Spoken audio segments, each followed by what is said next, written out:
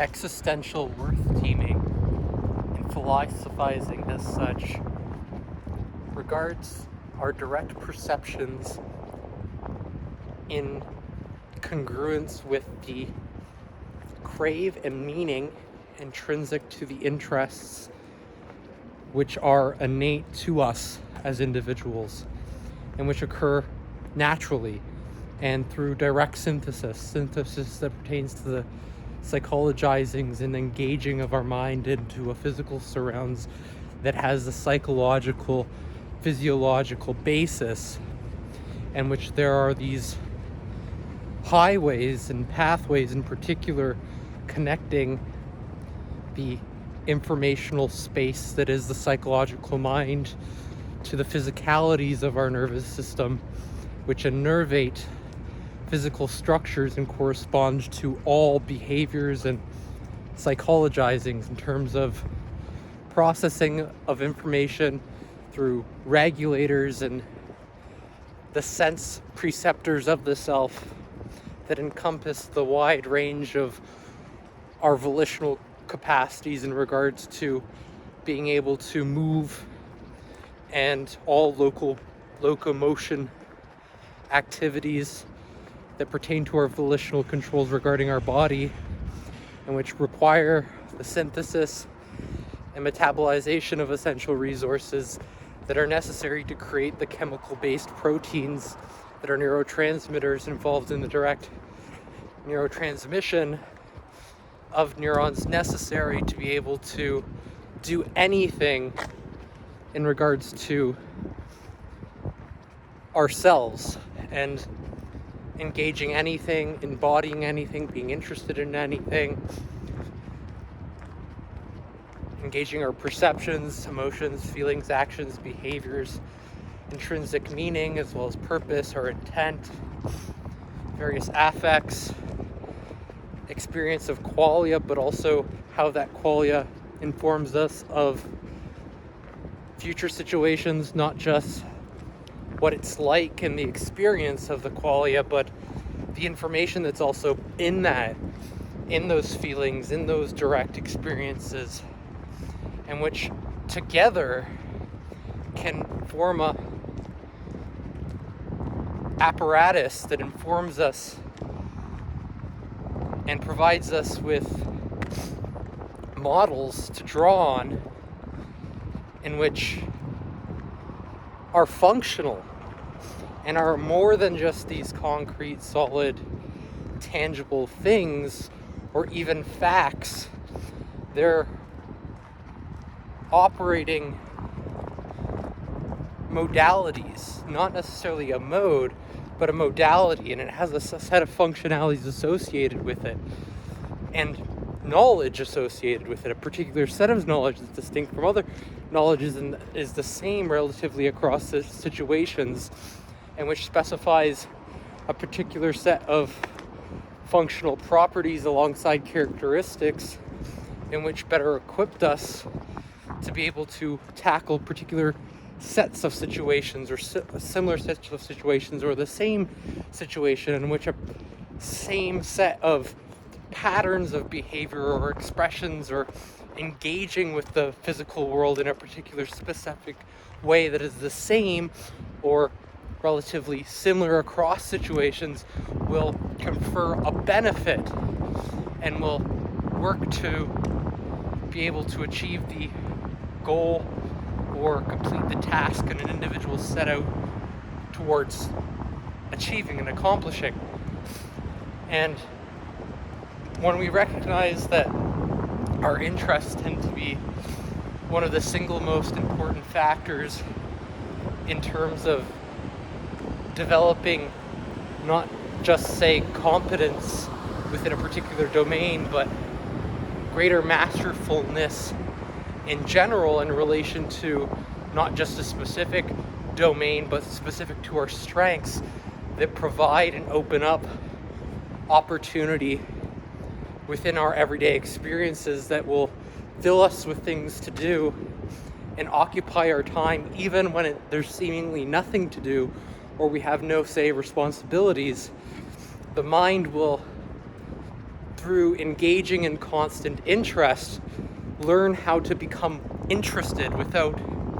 need for other people to task it, but in which it'll task itself through its direct interests, in which interest itself is probably the most important factor for developing a deeper sense of meaning in life and a meaningfulness in life that is predicated with this existential engaging and contemplation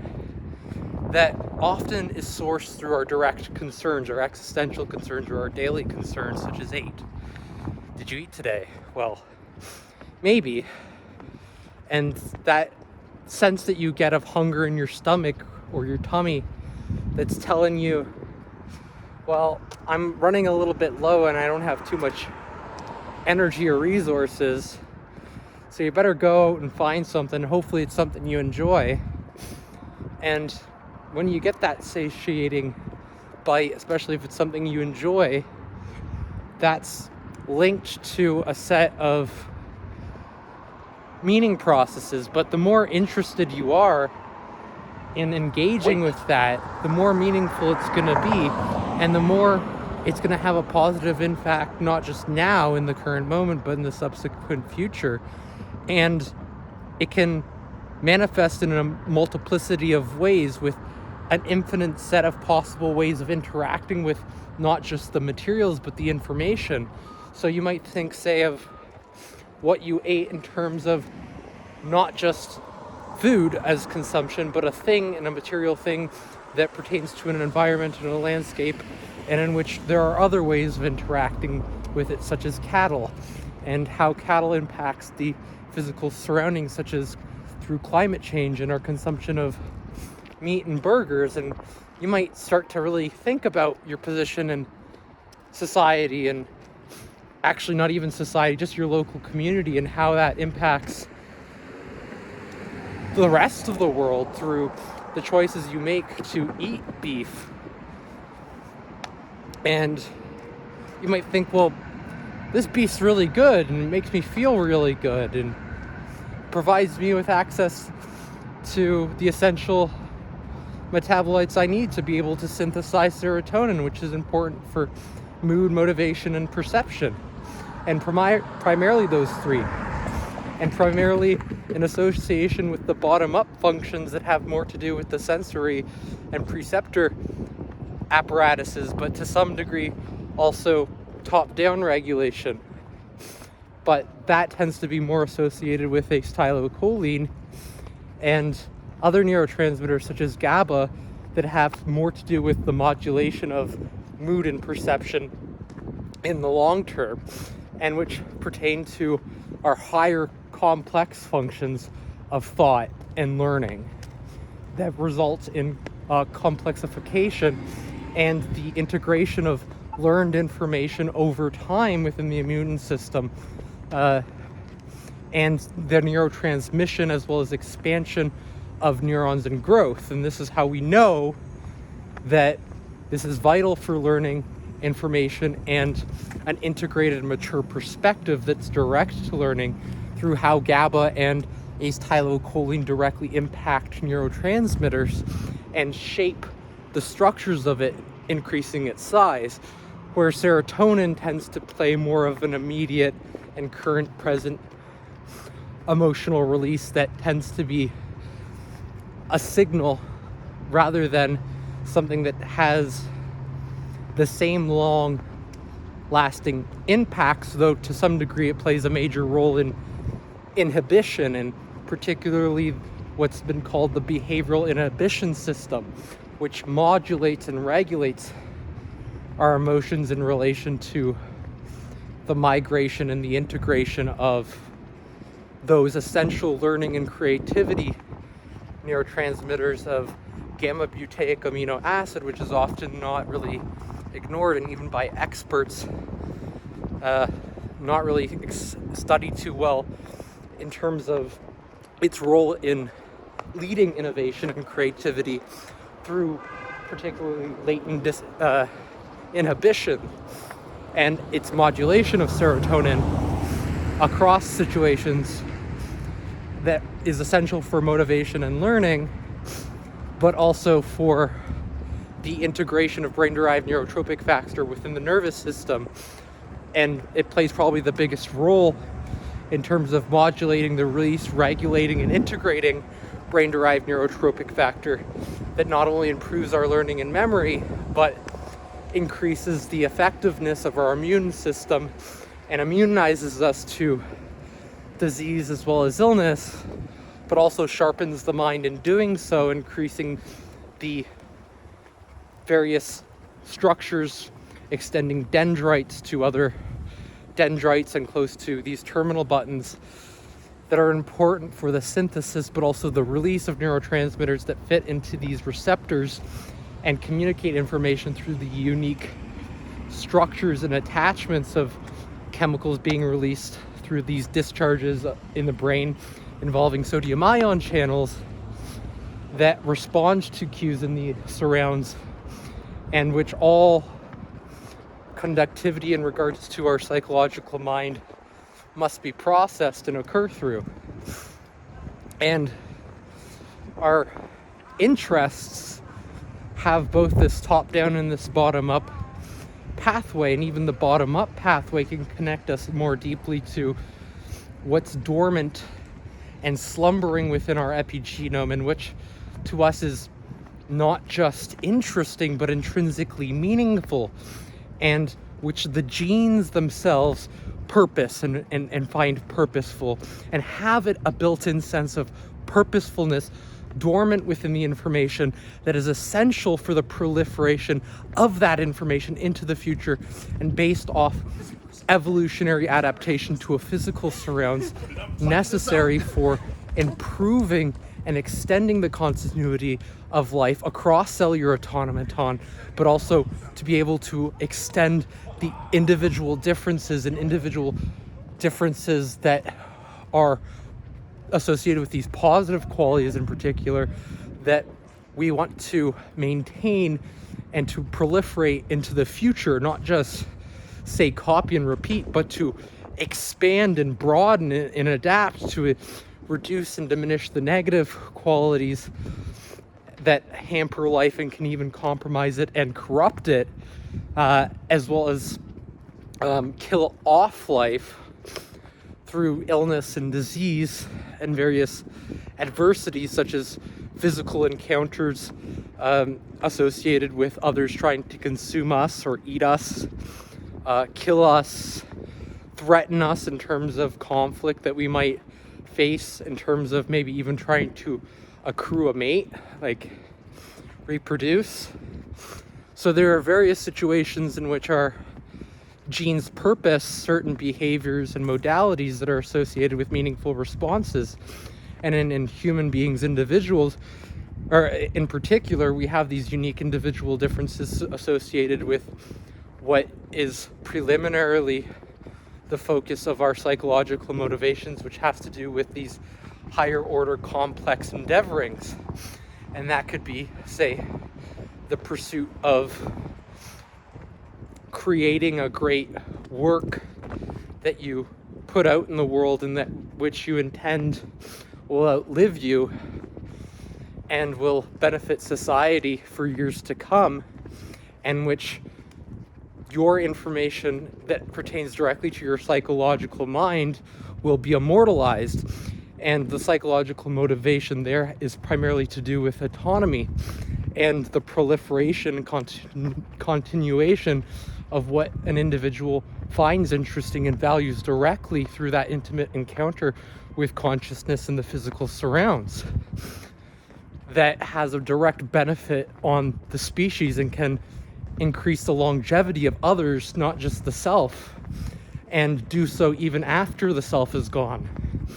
allowing others in the species to, say, continue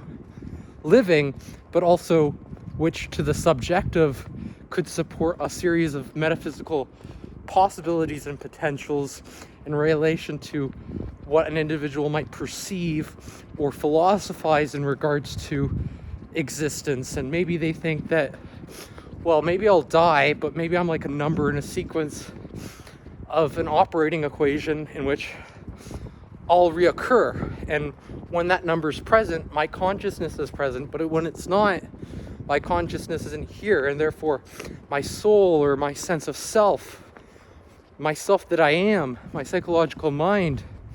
when that number is present, I am here. When it's not, I am not. And how do I know that when I come back, I will have the same parts of me that I really truly like, or will remember all of the things that it took forever for me to learn? And if I just had them a little bit earlier, my life would be a whole lot better.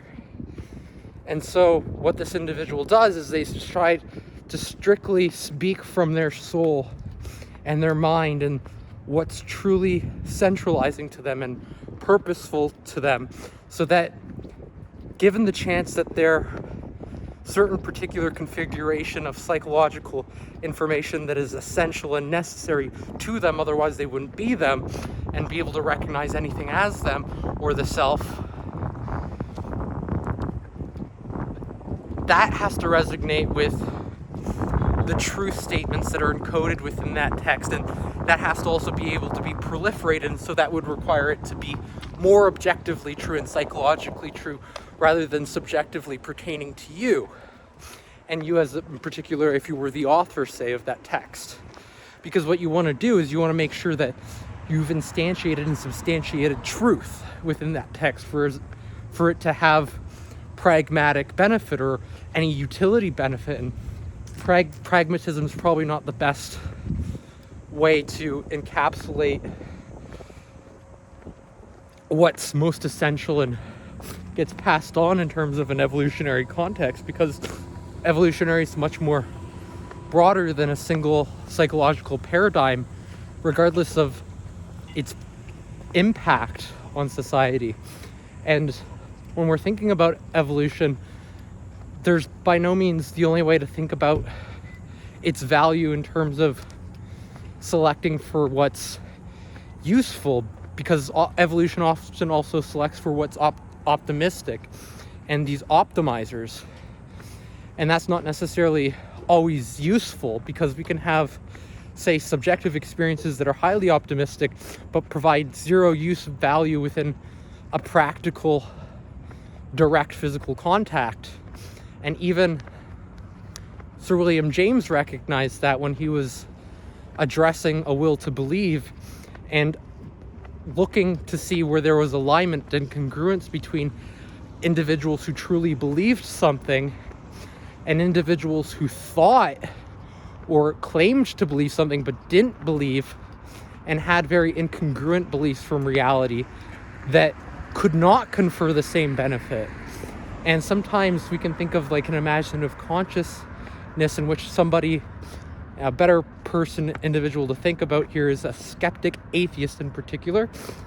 who, when they're thinking and imagining, and they say come up and conjure, say like they're writing a book, and they come up with these ideas of gods, we know that they don't believe that, right? And we know that they're fictional and they're characters. And this doesn't necessarily have to align or need to align with reality. And so there's no utility in that domain. And it can't be pragmatic, therefore. But it has a lot of optimization and optimistic benefit to it, because we can separate out the subjective truth and put it in an operating space in which we can start to think more clearly and see dynamics represented through the symbols and representers of our mind and imagination, in which we can take seriously within the proper context and the situated context, and which we can extend the information that's unique to our psychological minds into the environment outside of us, and which has these broadening mind capacities that typically impact people's affects and their thinking, the way they engage the information of the surrounds through their psychological mind, and must be so, transducing it through the sensory preceptors, but also the preceptors that perceive directly through our higher order cognitive functions that predominantly are located within the orbital prefrontal cortex alongside its constituencies that move down towards the medial prefrontal cortex that has a whole bunch of dopamine and even serotonin receptors that modulate learning and also creative processing, particularly through the serotonin, is very important for that mood and perception regulation, but also is involved with acetylcholine, which any creative behavior, any innovative behavior, even interest, and most importantly interest, is going to involve the release of acetylcholine and its concentration, particularly in the medial prefrontal cortex, which is a modulator of this higher order and bottom-up, top-down controls, as both of those functions are very important for learning and creativity, because creativity comes with how we intercept with the world through our subjective experiences and our objective relations to the surrounds that really bound us to a boundness within our own corpses and our dynamical bodies, and our dynamical bodies in relation to our psychological mind that are innervating aspects of the nervous system and processing information that's physical all around us all the time, and in which we don't always have full access or conscious access to, that's explicit or direct to our immediate awareness. But when we are processing out anything, we have to be conscious, especially if we're aware of it, because, well, that's exactly what consciousness is. It's just being aware and attentive to that, and that itself can be enlightening, because it means at least you know something and you're wakeful to something, and then that means you can probably learn another thing, and if you can learn another thing, maybe you can learn something not just brand new, but something that is a unique way in which you've learned it as true and known to you, in which you must have to have established an instantiation into your nervous system, which involves the processing of novel and distinct information that's natural to you and that exists literally and physically within your nervous system through that processing of information and the changing of those structures, in which through our perceptions that might at first seem like an error to what is the same and true and exists in the physical surrounds, will, because it is based on psychological information and our unique consciousness and perspectives that differentiate things, and must do so because it is innately different, and its configurations of information are infinitely complex and infinitely unique and different at each given moment and couldn't be otherwise. And so there's always going to be in the learning process novelty and the potential for creative behavior and innovation that is always going to be sourced through that initial interest and transmission of activity that's instantiating new information all the time. And the only thing that is really substantiated is when that is rehearsed or really mastered, and we go over the same initial patterns of learning in which we can get to the exact same information sets and configurations of information, which is more rare than it is that we instantiate information and process things in a novel way. Even when we're speaking, we tend, even if we were to say use the same types of words, create new and novel phrases and more of these complex and even the directions in which we're moving with a conversation or subject, even though they might circle around the same topics or come around to the same things, they tend to have different pathways and trajectories, and which are always constantly being updated with what we're experiencing in the surrounds. And even that itself is going to be always different and distinct due to the laws of nature, in particular thermodynamics and this constant state of change, and even the law of imperfection and the nature of imperfection pertaining to fluctuations in temperature, increase in complexity, and also the increase of synthesis between things, but also the potential to be able to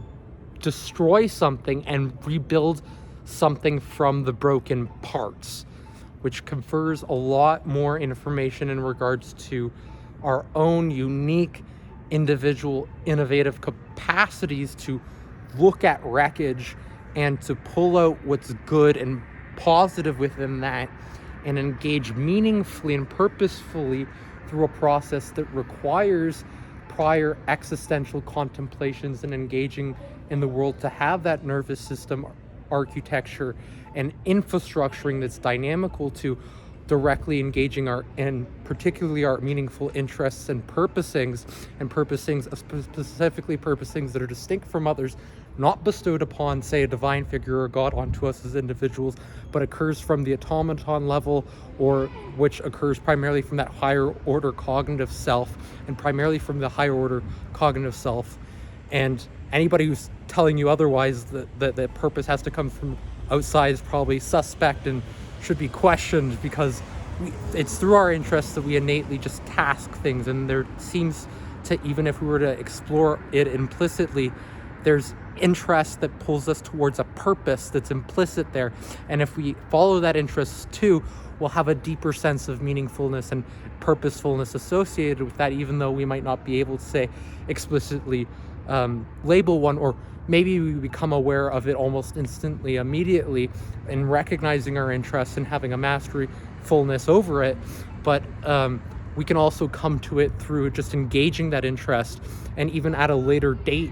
come to realize that in reflection, the purpose of that engaging activity, or be inspired from it and create a purpose moving forward that's directly associated with that initial causal pathway, and which has implicit purposings associated with a meaningful pathway involved in interest. And those are all associated, and they begin with the causal factor of interest that engages or immerses individuals in a meaningful process and a purposeful process that's deeply embedded in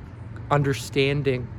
the self and understanding individual differences, but also the strengths that we have that are often arrived through engaging in our strengths and our interests, and engaging meaningfully through that process, and not necessarily engaging meaningfully in every situation, but recognizing when we are engaging meaningfully in something and not, and how interest typically tends to be the factor that distinguishes those situations. And when we do that, that's when our individual differences become more apparent and present, and they're more explicit to our direct awareness rather than implicit and subtly passing by, and more pertains to the subconscious aspect, which is going to be very, very useful for existential contemplation and really mining our interests for what's meaningful, allowing us to cultivate higher order levels of purposes and purposefulness, and also purposes that are outside our own centralizing purposes and pertain more to the efficacy of our repertoires and enhancing our repertoires, that can allow us to operate more flexibly in a variety of situations through expanding our knowledge through interests, or what exists on the periphery of our engagements, primarily through our interests, and also primarily through our past learning experiences and current learning experiences that are always oriented towards the future and more of this optimistic direction rather than a pragmatic direction. And it's not so much about the, say, functionality, though functionality is highly important, and that's very distinct from also the pragmatism, but it's much more about the affects that are associated with the functionality in an amalgamated forum that has this characteristic of being an optimistic optimizer and broadening utility and functionality through innovativeness that is oriented towards positive qualia and feelings that are associated with positivity. And this is why we can have our nervous systems easily hijacked by superficial, immediate, instant gratifications of positivity if we're blind to what truly allows us to access the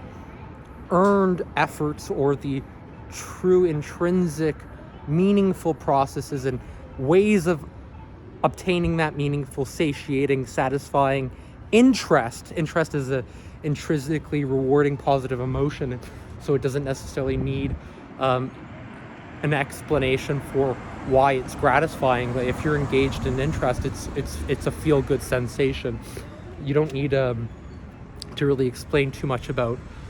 why that's a positive thing. Even like when you hear the term interest, you're like, okay, probably, yeah, this person is probably having a good emotional experience, probably generally kinder to them than, say, a negative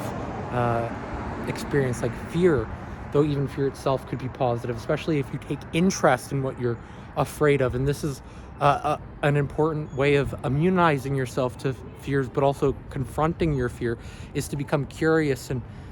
interested in it. And this is also often what you hear a lot in more of the Buddhist type philosophies in particular. And probably going to be discussing the differences between spirituality and religion and philosophy, and I'll discuss a little bit about the history and some of the philosophy from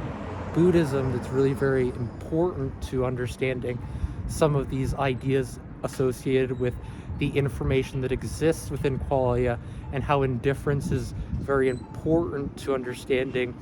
how we can cultivate a greater understanding of ourselves, but also reduce unnecessary suffering in association with that. And primarily that's done through recognizing interest as a positive emotion, but a positive emotion that doesn't really necessarily need to have this label of positive or negative. And it's transcendent and deeply meaningful through engaging directly in any potential thing, simply through being open and curious and attentive to the information within the quality of the experience that allows us to flexibly modulate the affects. And interest is a complex emotion as well as it is a basic emotion that can contain every potential emotions and develop these various constituencies of emotion that are direct to our interests and vital for optimal learning and optimization of the learning process. And when we engage in our existential interests, insofar as they are individually different and they pertain to our strengths, and more so our cerebral proceedings and contemplations associated with what we find interesting, and sharpening the razors of our psychological mind to the extensions of the nervous system that have this increase in health benefit and positive physical as well as psychological functionality associated with the health, in the pursuit of and engaging of meaningful processes through a pathway of interest, and primarily through interest, and immersing ourselves within the strengthenings of our interests, and also the strengthenings of the positive qualia and strengths, and the information within that qualia that we deem and recognize as not just useful, but which is the optimum of that experience or knowledge that is accessible directly to our minds, that increases the sense of purposefulness that we experience in life. And that's all I wanted to say in that video. I hope you enjoyed. Bye.